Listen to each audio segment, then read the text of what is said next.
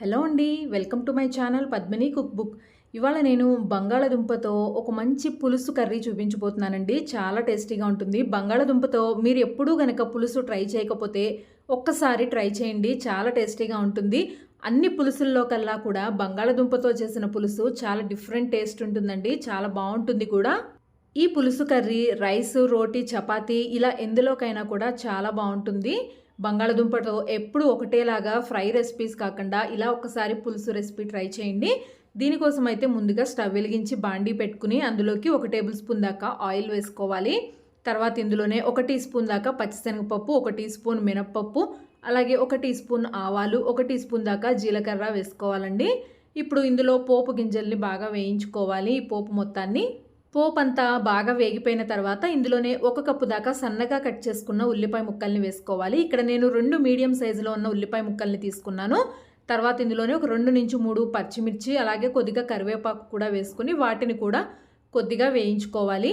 ఇది పులుసు కర్రీ కాబట్టి ఉల్లిపాయలు బాగా ఎక్కువగా ఫ్రై అవ్వాల్సిన అవసరం లేదండి. కొద్దిగా ఇలా కలర్ చేంజ్ అయితే సరిపోతుంది. తర్వాత ఇందులోనే 1 టీ స్పూన్ దాకా అల్లం వెల్లుల్లి పేస్ట్ కూడా వేసుకొని ఈ అల్లం వెల్లుల్లి పేస్ట్ కూడా పచ్చివాసన పోయే వరకు బాగా వేయించుకోవాలి. మీకు కొద్దిగా మసాలా ఫ్లేవర్ కావాలి అంటే అల్లం వెల్లుల్లి పేస్ట్ వేసుకోండి, లేదంటే అవసరం లేదండి. అల్లం వెల్లుల్లి పేస్ట్ కూడా కొద్దిగా ఇలా పచ్చివాసన పోయే వరకు వేయించుకున్న తర్వాత ఇందులోనే ఉడికించి పెట్టుకున్న బంగాళదుంప ముక్కల్ని వేసుకోవాలి. ఇక్కడ నేను 5 బంగాళదుంపల్ని తీసుకున్నానండి. 5 బంగాళదుంపల్ని ఇలా ఉడికించేసి కొద్దిగా పెద్ద సైజులోనే ముక్కలుగా కట్ చేసి పెట్టుకోవాలి. ముందుగా ఉడికించేసి వేసుకుంటే మనకి పులుసు చాలా తొందరగా అయిపోతుందండి. ఇలా ముక్కలన్నీ వేసాయిగా చివరిలో ఒక 2-3 ముక్కలు ఉంచుకోవాలి. ఎందుకంటే ఇందులో మనకి ఎక్స్ట్రాగా గ్రేవీ కోసం ఇంకా బియ్యపిండి ఇలాంటివి ఏమీ యాడ్ చేయకుండా 2-3 బంగాళదుంప ముక్కల్ని కొద్దిగా మ్యాష్ చేసి వేసుకోవడం కోసం అవి సపరేట్గా పక్కన ఉంచేసుకోవాలి. ఇలా బంగాళదుంప ముక్కల్ని కూడా వేసిన తర్వాత ఇందులోనే పొడులన్నీ వేసుకోవాలి.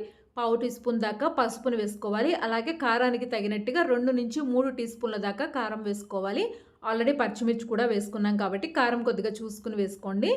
తర్వాత ఒక 2 టీ స్పూన్ల దాకా ఉప్పుని వేసుకోవాలి. అలాగే 1 టీ స్పూన్ దాకా ధనియాల పొడిని వేసుకోవాలి. మీకు నచ్చితే ఇందులో గరం మసాలా పొడిని కూడా వేసుకోవచ్చండి. నేనైతే వేసుకోలేదు. ఇప్పుడు ఈ పొడులన్నీ బంగాళదుంప ముక్కలకి పట్టుకునేలాగా ఒక్కసారి మిక్స్ చేసుకోవాలి. మరీ ఎక్కువగా మిక్స్ చేయొద్దండి, ఎందుకంటే ఆల్రెడీ ఉడికించి పెట్టుకున్నాం కాబట్టి బంగాళదుంపలు మొత్తం మెత్తగా అయిపోతాయి. కాబట్టి ఒక్కసారి అలా మిక్స్ చేసేసుకున్న తర్వాత ఇందులోకి చింతపండు గుజ్జును తీసుకోవాలి. ఇక్కడ నేను ఒక అరకప్పు దాకా చిక్కగా గుజ్జు తీసి పెట్టుకున్న చింతపండుని తీసుకున్నానండి. అంటే ఒక చిన్న నిమ్మకాయంత సైజు చింతపండుని ఒక 10 నిమిషాల ముందే నానబెట్టేసుకుంటే సరిపోతుంది. ఇక్కడ నేను అరకప్పు దాకా చింతపండు గుజ్జును తీసుకున్నాను. అంటే నేను తీసుకున్న 5 బంగాళదుంపలకి గాను ఇక్కడ ఒక అరకప్పు దాకా చింతపండు గుజ్జు సరిపోతుంది పులుపుకి తగినట్టుగా. తర్వాత చూసుకుని వాటర్ కూడా యాడ్ చేసుకోవాలి. ఇక్కడ నేను ఒక చిన్న గ్లాస్ దాకా వాటర్ని పోసుకున్నానండి. ఈ వాటర్ కొద్దిగా మనకి ముక్కలు మునిగే వరకు వాటర్ పోసుకుంటే సరిపోతుంది. వాటర్ కూడా పోసేసుకుని మొత్తం ఒకసారి మిక్స్ చేసుకుని ఇందులో ఉప్పు కానీ కారం కానీ ఏవైనా తగ్గితే చూసి అడ్జస్ట్ చేసుకోవచ్చు. ఇప్పుడు మూత పెట్టేసి ఒక్క 5 నిమిషాలు ఈ పులుసుని కొద్దిగా మరిగించుకోవాలండి. ఆల్రెడీ ముక్కలు ఉడికిపోయే ఉన్నాయి కాబట్టి ఎక్కువసేపు అవసరం లేదు.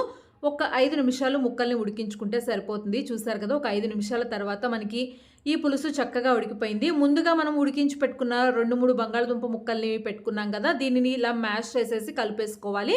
దానివల్ల మనకి కొద్దిగా గ్రేవీ అనేది చిక్కగా ఉంటుందండి. ఇందులో ఎక్స్ట్రాగా మనం బియ్యం పిండి ఇలాంటివి ఏమీ యాడ్ చేయకుండా ఇలా బంగాళదుంప ముక్కల్ని మ్యాష్ చేసి వేసుకుంటే చక్కగా మనకి గ్రేవీ కూడా కొద్దిగా చిక్కగా తయారవుతుంది. ఈ బంగాళదుంప ముక్కల్ని కూడా ఇలా మ్యాష్ చేసి వేసేసుకుని మొత్తం ఒకసారి మిక్స్ చేసుకుని మూత తీసేసి ఇంకొక 2 నిమిషాల పాటు ఈ పులుసుని కొద్దిగా దగ్గర పడే వరకు ఉడికించుకోవాలండి.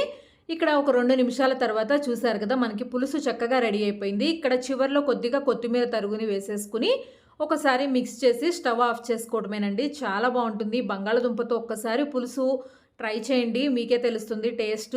ముక్కలు కూడా మనకి ఇలా కొద్దిగా పెద్ద సైజులో ఉంటే అన్నంలో కానీ చపాతీలో కానీ తినటానికి కూడా చాలా బాగుంటుంది. పుల్లగా కారంగా. తప్పకుండా ఈ బంగాళదుంపతో పులుసుని ఒకసారి మీరు కూడా ట్రై చేయండి. చూసారు కదా, ఇందులో మనం ఏమీ యాడ్ చేయకుండానే పులుసుకి మంచి గ్రేవీ కూడా వస్తుందండి. దోశల్లో కానీ చపాతీలో కానీ తినచ్చు, అన్నంలో కూడా చాలా బాగుంటుందండి ఈ పులుసు. బంగాళదుంపతో ఎప్పుడు ఒకటేలాగా ఫ్రై రెసిపీస్ కాకుండా ఇలా ఒకసారి పులుసు కూడా ట్రై చేయండి. ఇక్కడ పులుసు అంతా బాగా ఉడికిపోయింది కదా, ఇప్పుడు స్టవ్ ఆఫ్ చేసేసుకుని సర్వ్ చేసుకోవటమేనండి. చాలా సింపుల్గా అయిపోతుంది మనకి. ఈ వీడియో కనుక మీకు నచ్చినట్లయితే లైక్ చేయండి. నా ఛానల్ని తప్పకుండా సబ్స్క్రైబ్ చేసుకోండి. Thanks for watching.